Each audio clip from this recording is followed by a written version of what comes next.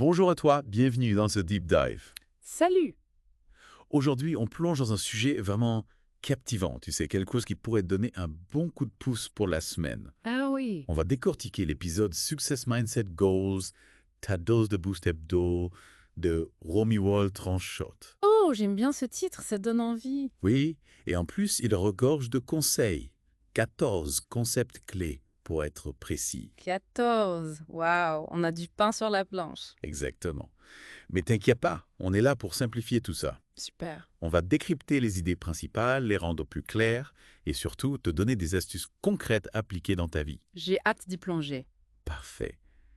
Alors, sans plus attendre, commençons par une idée fondamentale de l'épisode. D'accord. Il est question du cerveau et figure-toi qu'il fonctionne comme un muscle. Ah bon. C'est-à-dire? Eh bien, l'épisode s'appuie sur les travaux de Carol Dweck. Oui, je la connais. Elle explique que nos capacités ne sont pas figées, tu vois. Chaque défi qu'on surmonte, chaque difficulté qu'on dépasse, ça renforce notre cerveau. C'est fascinant. On peut donc sans cesse améliorer nos capacités. Absolument. Et ça veut dire que quand tu te sens bloqué, eh bien, c'est pas la fin du monde. C'est même une opportunité pour grandir, pour apprendre. C'est vrai. Au lieu de se dire « je n'y arrive pas », il suffit de rajouter « pas encore ». Exactement. C'est tout simple, mais ça change complètement notre perspective. On transforme un obstacle en un défi à relever. C'est l'idée d'un état d'esprit de croissance, n'est-ce pas? Tout à fait. On se focalise sur le potentiel, sur la possibilité d'évoluer. C'est super important pour continuer à apprendre et à se développer tout au long de sa vie. Et tu sais quoi? Romuald Tranchot donne un petit truc tout bête dans son épisode. Hmm. La prochaine fois que tu te dis « je n'y arrive pas », ajoute simplement « pas encore » à la fin de ta phrase. C'est simple et efficace. Oui. Ça permet de reprogrammer ton cerveau pour voir les difficultés différemment. J'adore. On passe au concept suivant. Avec plaisir. Parlons maintenant du pouvoir des petits changements.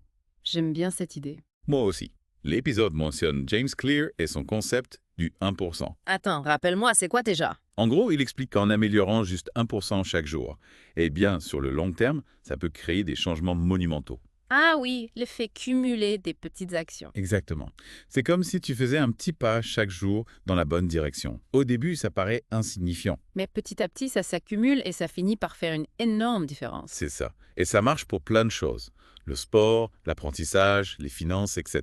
C'est vrai. Parfois, on se décourage parce qu'on vise trop gros, trop vite. Oui, on se met une pression énorme et on finit par abandonner. Alors qu'en se concentrant sur des petites améliorations régulières, on est plus susceptible de persévérer. Exactement. On crée une dynamique positive et on avance progressivement vers nos objectifs. J'aime beaucoup cette approche. C'est un exemple concret. Bien sûr. L'épisode suggère, par exemple, si tu veux te mettre au sport, commence par faire une seule pompe par jour. Une seule. Oui, l'important c'est de créer l'habitude, de t'engager à le faire chaque jour. D'accord, je vois.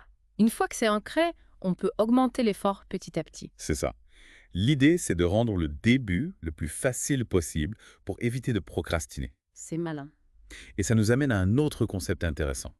Le 5 AM Club de Robin Sharma. Ah oui, le fameux club des lève-tôt. Exactement. L'idée, c'est de se réveiller tôt, avant tout le monde, pour avoir un avantage considérable. 3 heures d'avance sur la journée, si je me souviens bien. C'est ça. Imagine un peu tout ce que tu peux faire pendant ces 3 heures. Lire, méditer, faire du sport, travailler sur un projet personnel. Oui, et c'est un moment précieux pour se concentrer sur soi, sur sa croissance personnelle, avant que les distractions de la journée ne s'installent. Mais bon, se lever à 5 heures du matin, c'est pas évident pour tout le monde. C'est vrai.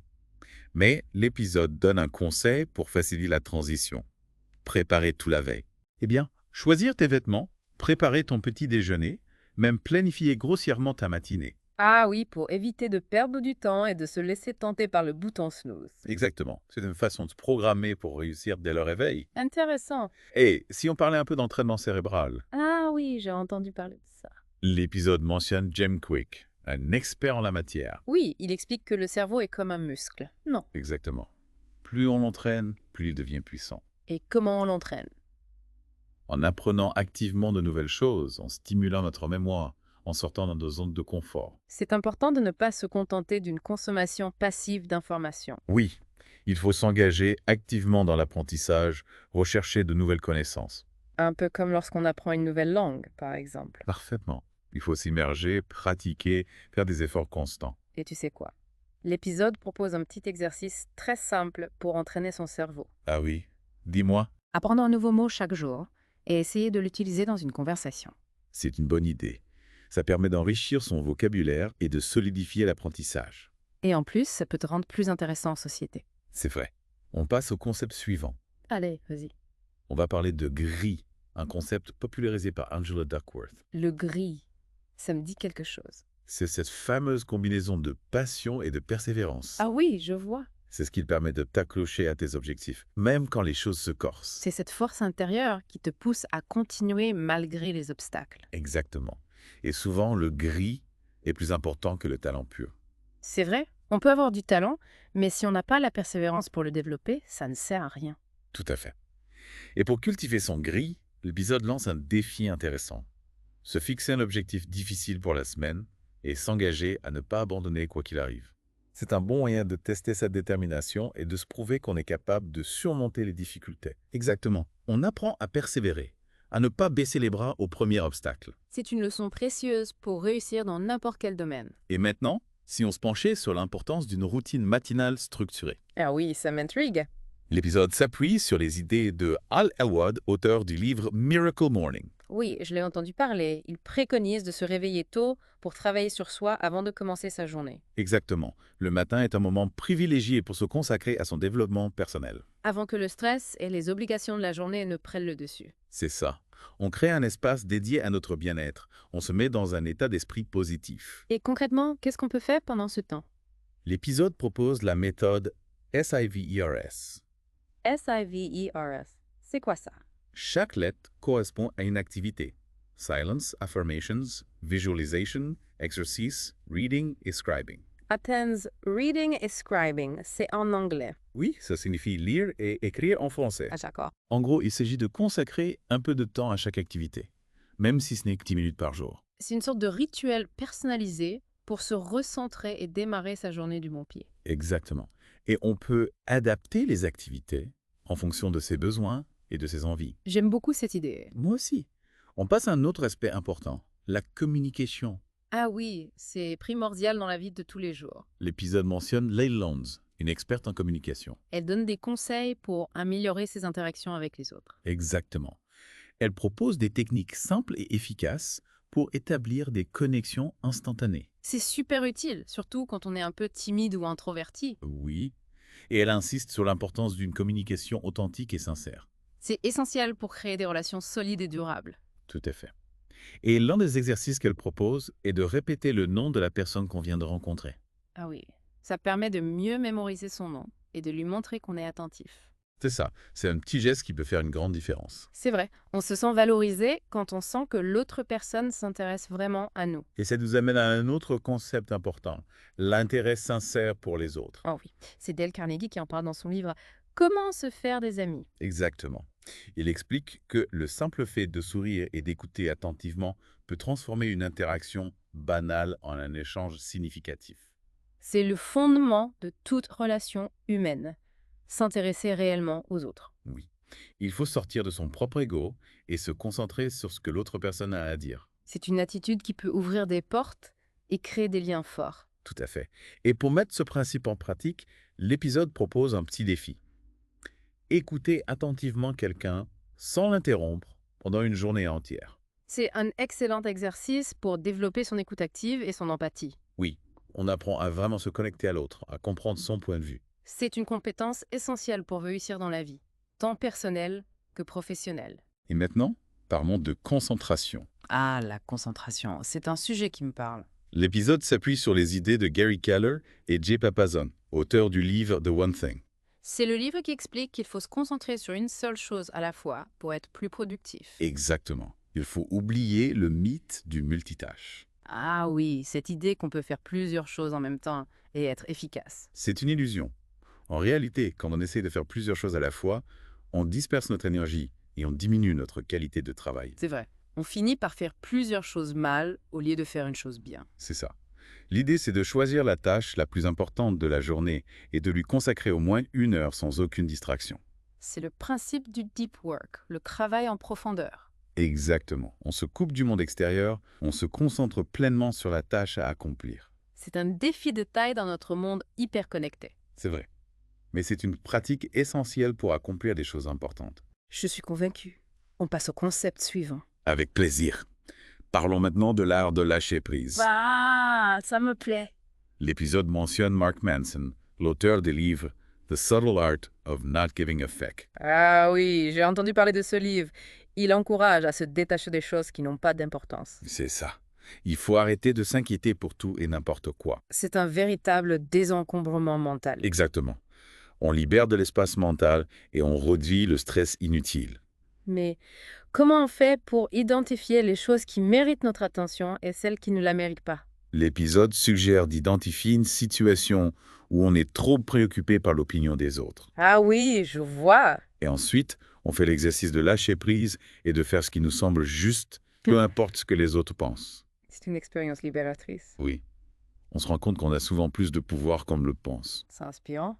Et maintenant, si on parle d'un outil pour vaincre la procrastination. Ah, ça m'intéresse beaucoup. L'épisode mentionne la règle des 5 secondes de Mel Robbins. La règle des 5 secondes. C'est quoi ça? C'est une technique simple pour surmonter l'hésitation et passer à l'action. Concrètement, comment ça marche?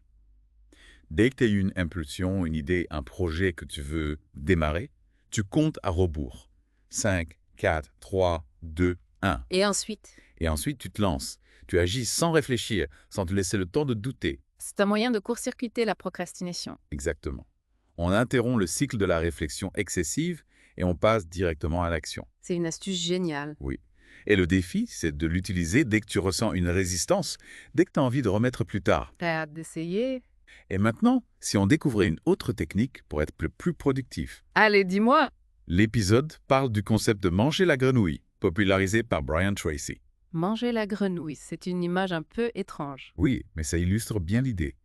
La grenouille représente ta tâche la plus difficile, la plus désagréable de la journée. Ah, d'accord. Et l'idée, c'est de manger en premier, dès le matin. Pour s'en débarrasser le plus vite possible. Exactement. Ça te libère l'esprit et ça rend le reste de la journée beaucoup plus facile. C'est vrai, on a souvent tendance à procrastiner sur les tâches difficiles, ce qui génère du stress et de l'anxiété. Tout à fait. Alors qu'en s'y attaquant en premier, on se sent plus léger et plus motivé pour le reste de la journée. C'est une technique intéressante, je vais essayer de l'appliquer. On arrive bientôt à la fin de notre deep dive, mais j'aimerais te parler d'un dernier concept important. D'accord, vas-y. L'épisode cite Jim Rohn, un célèbre auteur et conférencier en développement personnel. J'aime bien Jim Rohn, ses citations sont toujours très inspirantes. Oui. Et dans cet épisode, il partage un secret fondamental pour réussir dans la vie. Ah oui, quel est-il? Il dit que notre niveau de succès dépend en grande partie de la personne qu'on devient et des gens qui nous entourent. C'est vrai, on est la moyenne des 5 personnes avec qui on passe le plus de temps. Exactement. Il est donc crucial d'investir en soi, de se développer personnellement et de s'entourer de personnes inspirantes. C'est un conseil précieux. Oui. Et pour mettre ce site en pratique, l'épisode suggère de consacrer au moins 30 minutes par jour au développement personnel. Lire, écouter des podcasts, suivre des formations, etc. Exactement. Et de s'efforcer de rencontrer des personnes inspirantes, des mentors qui peuvent nous guider sur notre chemin. C'est une excellente façon d'accélérer notre croissance personnelle et professionnelle. Et pour terminer en beauté notre deep dive, j'aimerais te parler d'un dernier concept. J'écoute avec attention. Il est question de nos croyances limitantes. Ah oui, ces pensées négatives qui nous empêchent d'avancer. Exactement. L'épisode mentionne Bob Proctor, un expert en la matière. Qu'est-ce qu'il dit à ce sujet? Il explique que ces croyances limitantes sont souvent des barrières que nous nous imposons à nous-mêmes. C'est vrai, on se sabote inconsciemment en pensant qu'on n'est pas capable de faire telle ou telle chose. Exactement. Et la bonne nouvelle, c'est qu'on peut changer ses croyances. Comment on fait? En reprogrammant notre esprit avec des pensées positives et motivantes. Un peu comme on installe un nouveau logiciel sur un ordinateur. C'est ça. Et l'exercice proposé consiste à identifier une croyance limitante et de la remplacer par une affirmation positive. Et on répète cette affirmation tous les jours. Oui. Pendant au moins 21 jours, le temps que le nouveau programme s'installe dans notre subconscient. C'est une technique puissante pour transformer sa vie. Voilà.